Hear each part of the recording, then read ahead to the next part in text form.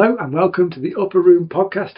I'm George Crowder, and with me today is Rae Kenny, and we're going to be talking about connecting to one another in times of need. This is part of our Pray, Rest, Grow Together series, thinking about our church fellowship, our church family, and how we grow together as disciples. But first of all, I'm going to ask Rae to tell us a little bit about herself, and especially, Rae, about your church background and how you came to know Jesus. I'd love to hear. Start from as far back as you feel happy. Right. Well, originally, I was brought up in the Catholic Church, and it was very, very harsh and a bit hard. It was very hard as a child. Mm-hmm. There was a lot of rules, and it just wasn't like welcoming. Mm-hmm. I didn't feel happy going to church. I went because we had to go. So when I was introduced to, the Anglican Church, it was such a different way of worshipping, and it just opened doors for me. I felt as if a door had been opened, and I saw this beautiful place as it is. And so, at what stage were you in your life at that point? Well, I was about 47, and I'd been working at a company, and a new lady joined, and we just hit it off immediately.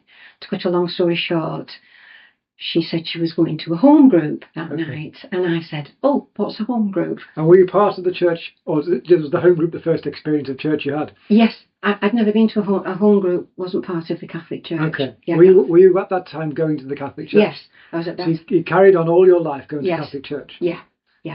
And then, because I didn't know any other form of worship, so Rita, my wonderful friend, said she's going to this home group, and I said, "Oh, what do you do there?" And she said, "Well, we have reading from the Gospel, and it helps us to understand Jesus." I said, "Oh, well, I'm a Catholic." And she just didn't say anything. Okay. So a few weeks after, when she was going to the home group again, I could see how she was sort of, really at peace and happy. And I said, "Rita, could I just come and have a little listen?" And she said, "Well, Rae,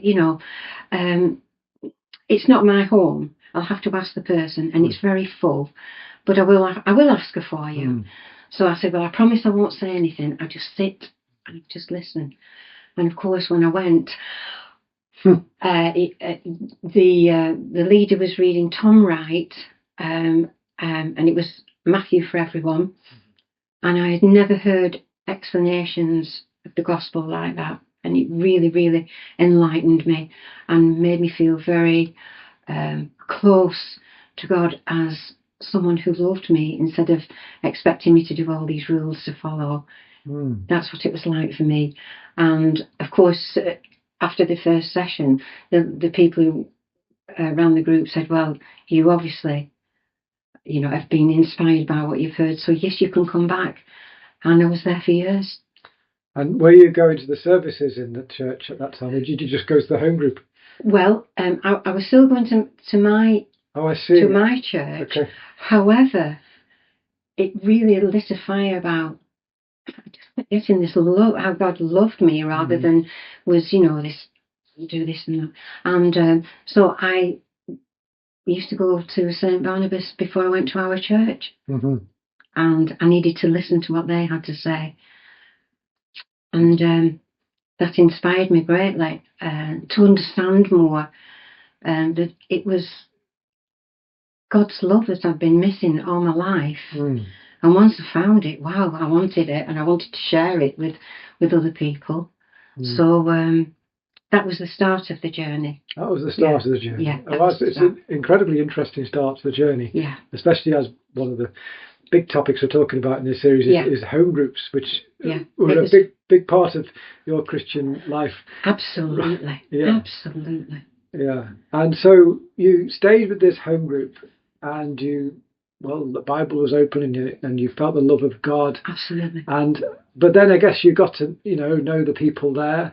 I did. And we're particularly talking about when we're going through difficult times. Yes.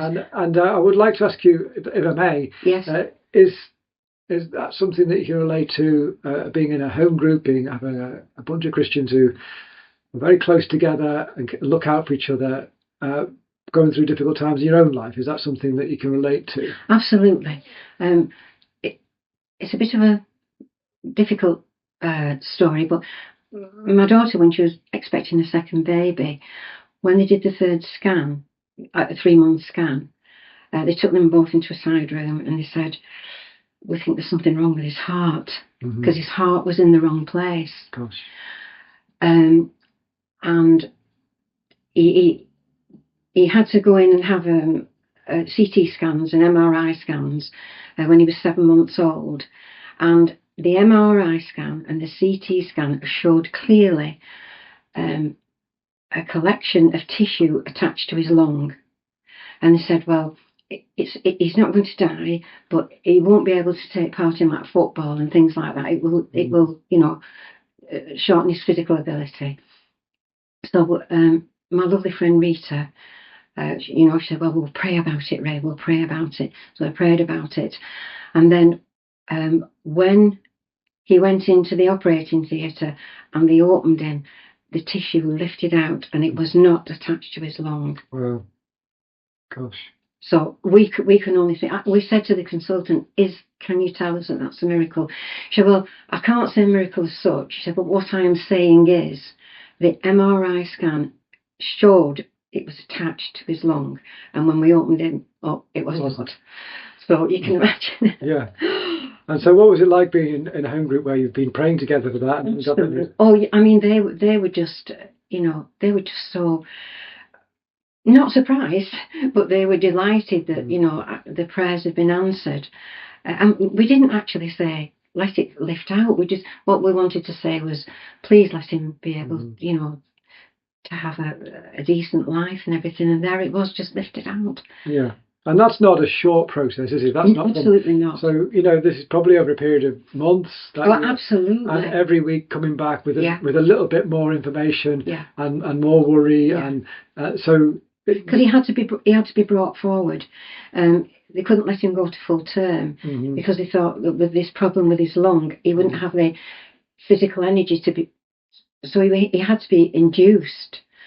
And the lovely friend Rita, she was praying all the time and texting me. She said, from Isaiah, sorry, I'm feeling emotional. Okay. You've been knitted together in your mother's womb and that. It was just amazing. So they were in contact with you between group meetings. Absolutely. And praying for you, and you felt that love and support, and it was just a verse in a text or just a thinking about you, praying for you. She was texting me all the time, and the home, I mean, they were just so genuinely interested. It wasn't just, oh yeah, we'll just say a prayer. It wasn't that, it was real intense, with faith. We were praying with faith.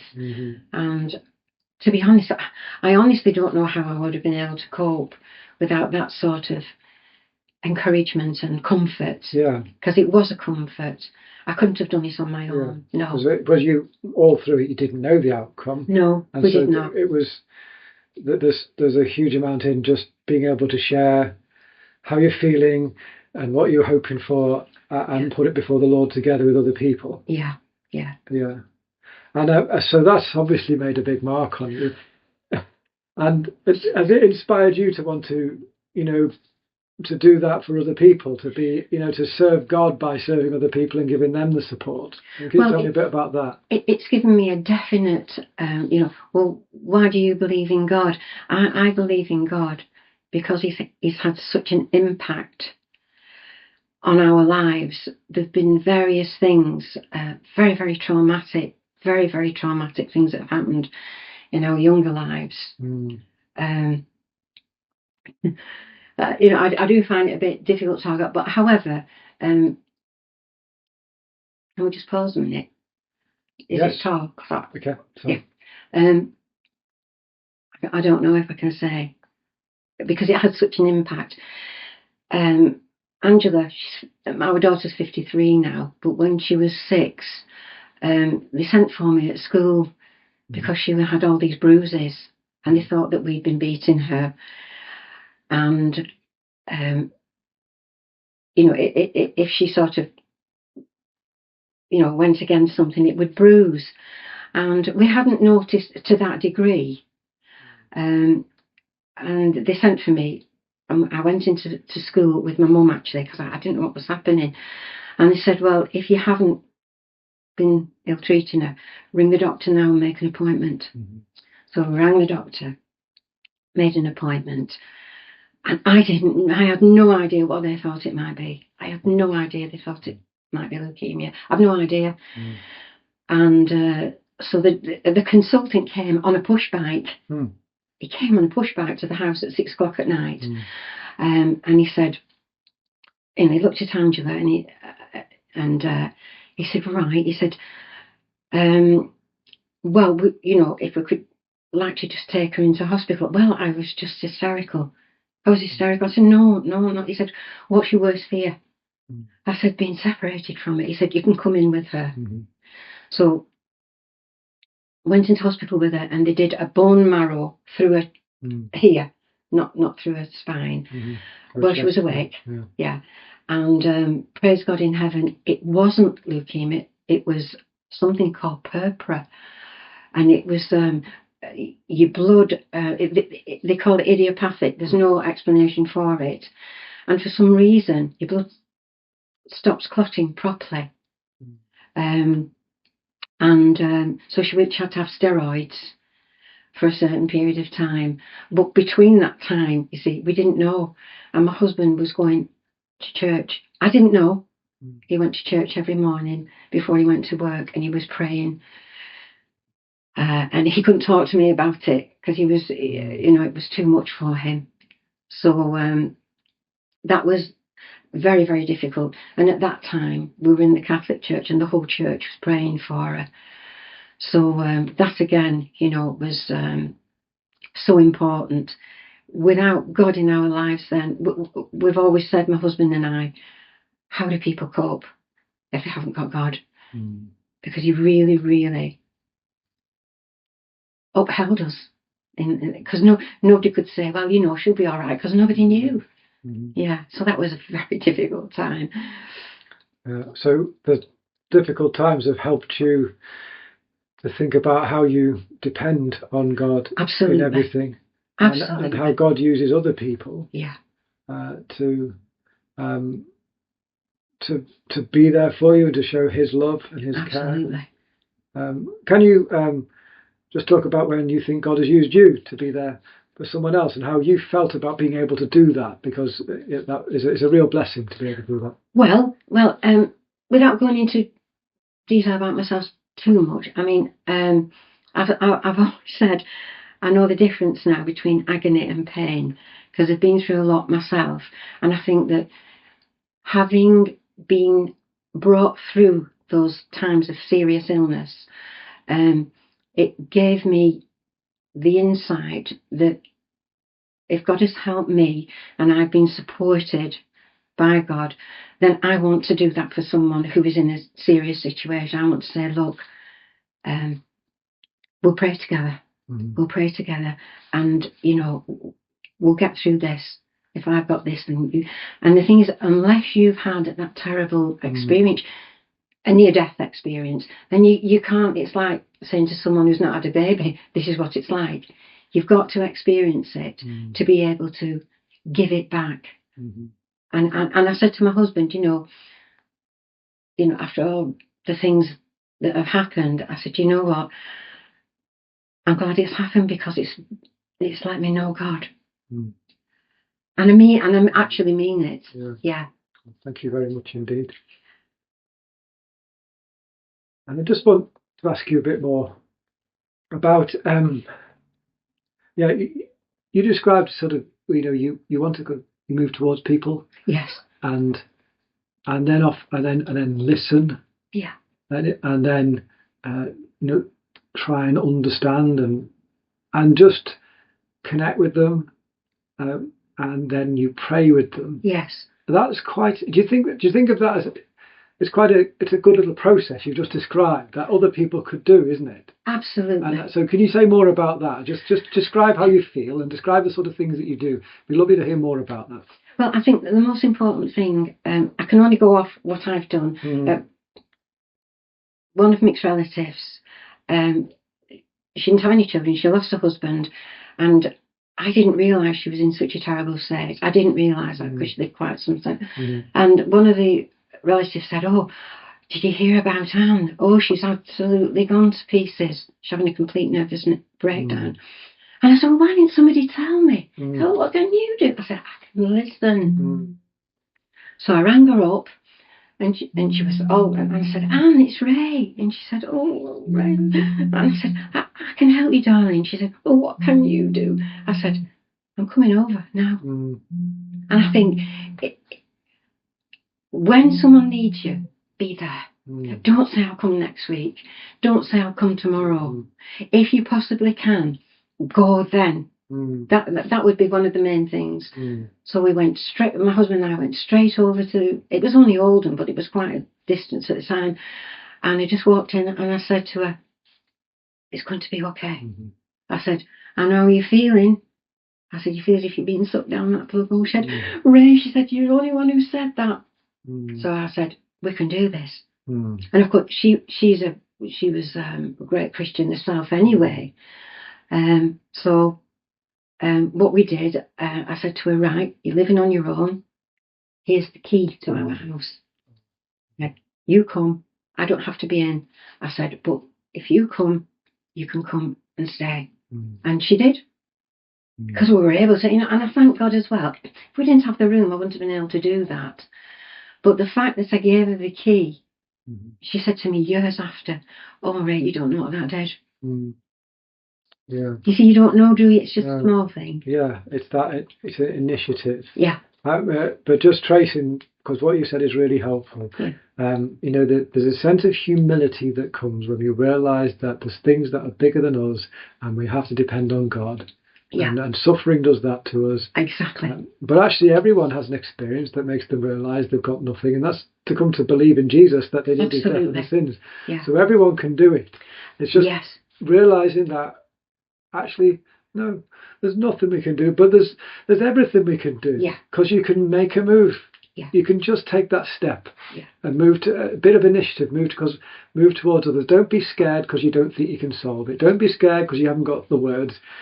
Just be there. Exactly. And it's such an important thing because we've got confidence in God. We're not going on our own confidence, are we? No. And then just listen. Yeah. It's so good what you say. And then as we listen, we pay attention to their suffering. We pay attention to what's going on for them. We can connect with them. We can share our hope in Jesus. But there's just being present with people and not giving up. Exactly. And the thing is, I think when you have received such comfort from the home groups, you know how to give it back. Unless you've had it, you don't. And for someone to just say, "It's going to be all right." They don't have to come up and hug you. They just say, "It's going to be all right," and you think, "Do you know what? Yeah, it will be all right." You don't want people saying, "Oh yeah, somebody had that who I know and they only lived 3 weeks." Do you know what I mean? You want someone to say to you, "Do you know what? You'll get through this, and do you know what? We'll do it together." Yeah. That's wonderful. And so what would you say to people who are a little bit worried about doing this? Because I know, for example, you were a little bit worried about doing this podcast because we're stepping into a new territory. And for some people, stepping towards somebody who they know is suffering or struggling or feeling sad, bit worried about it. What would you say to them? Right. Well, the first thing that comes to my mind is just talk to them. Just you don't have to say, "What is it?" No, don't say, "What is it?" If you think someone's suffering, you can just say, "Do you know what? I'm not doing anything on Thursday. Would you like to come round for a cup of tea?" If it's something just so simple as that, and then you'll know if they want to talk to you or not. And if they say no, they say, "Well, you know where I live, don't you? I'm usually in on Thursday or what have you." Just something like that. Or, "You know what? I'm in most times. You can give me a call."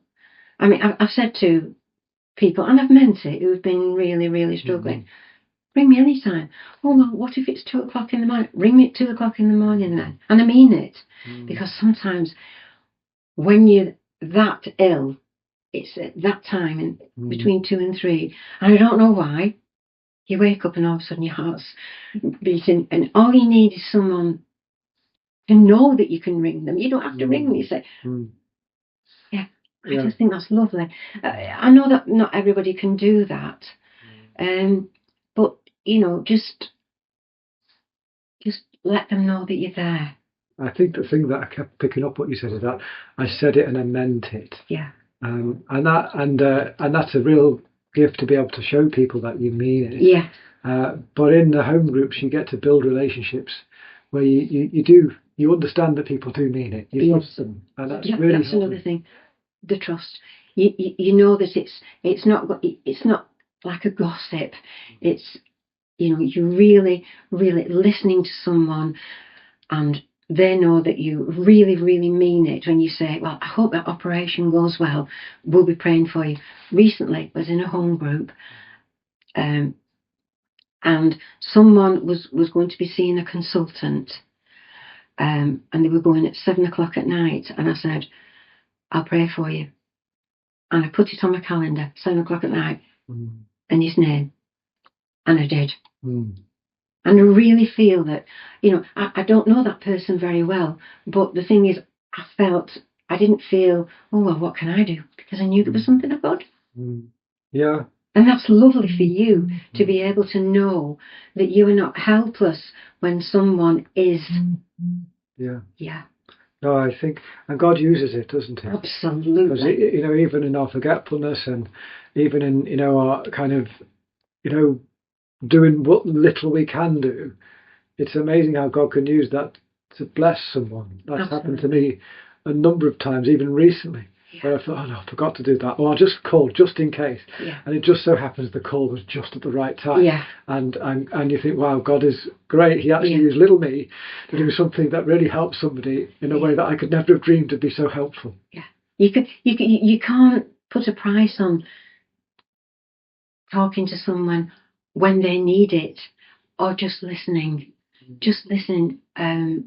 It's such a wonderful thing to be able to listen, and you don't even, once they've finished talking, you can just say, well, how are you feeling now? How are you feeling now? Well, I feel a bit better now I've spoken to you. You haven't actually said anything, but you've been there. And that's an important thing to say, because those people are very nervous about reaching out to somebody. They think, what help can I be? I don't know the answer, but they don't need to know the answer. No. In fact, that's really probably going to not help, isn't it? Because if you just give someone the space just to talk about how they're feeling and then pray with them, that's a gift. And I think your home is a gift. Your home is a gift. And if you can say to God, right, thank you for this. Thank you for this home. And if I can share it with anybody, even if it's just for a cup of tea, or if they want to stay overnight, or I just want people to feel welcome when they come into the house. And I've got little prayers around the house. I can't remember what it is as you walk through the door now. Me and my family will serve the Lord. That's for me and my house. Yes. Will serve the Lord. I've got that as you walk in. I mean, I'm seeing this all the time. So, the biggest compliment I've ever had, and this isn't from just Christians, other people, they say, Rae, when I walk in your house, it's like walking in a church.